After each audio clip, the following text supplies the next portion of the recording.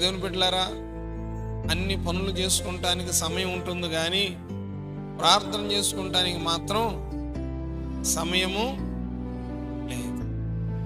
అన్నీ చేసుకుంటా, మంచిది చేసుకోవాలి. ప్రార్థన కూడా చాలా ప్రాముఖ్యమైందని దేవుడు నీకు ఇచ్చిన సమయంలో ప్రార్థన కోసం కూడా కేటాయించుకోవాలి. వాక్యం చదవటానికి కేటాయించుకోవాలి, ప్రార్థన చేసుకుంటానికి కేటాయించుకోవాలి, దేవుడు చేసిన అద్భుత ఆశ్చర్య మహిమ కార్యాలు నెమరు వేసుకుంటానికి సమయాన్ని కేటాయించుకోవాలి. అనేకులకు దేవుని గురించి నువ్వు చెప్పే సాక్ష్యం గురించి సమయాన్ని కేటాయించుకోవాలి. ఇప్పుడు దేవుని బిడ్డలారా, ప్రార్థన ద్వారానే గొప్ప కార్యాలు జరిగించబడతాయి. పని చేసుకోకుండా కాదు, పనే ప్రార్థనే. ఆ ప్రార్థన చేసుకుంటాం అనేది మెళుకువ.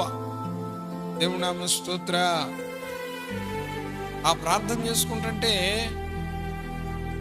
మరి ఎన్నో శోధనల్లో నుండి, ఎన్నో ఇబ్బందుల్లో నుండి, ఎన్నో దురాత్మల సమూహంలో నుండి మనం విడిపించబడతాము